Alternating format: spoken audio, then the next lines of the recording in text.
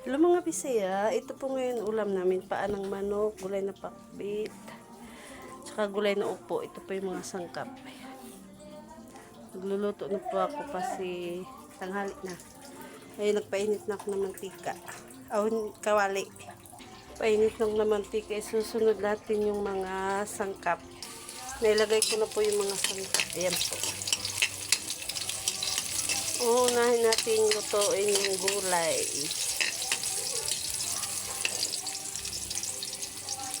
Susunod natin yung sahog. Ito po.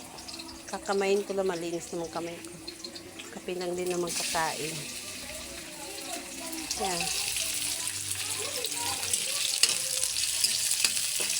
Mga 3 pirasong paa ng manok lang yung hinalo ko. Yan.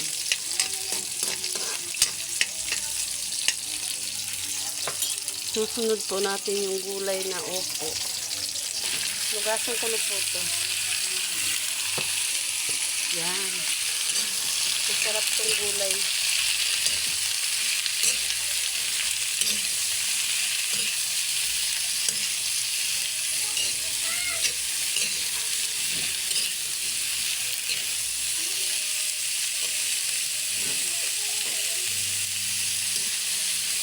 Haluin lang natin.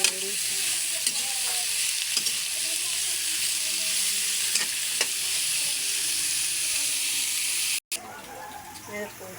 Lalagyan natin ng kaunting tubig. Okay lang kasi magtutubig din naman yan. Ayan. Lagay ko na po yung mga sangkap. Haluin na lang natin. Ano, malapit. Mabilis lang maluto tong opo eh. Masarap to, masustansya.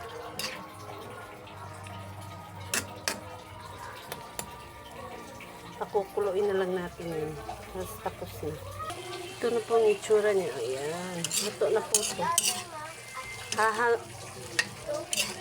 Tatanggalin ko na to sa kawali. Salamat sa panonood.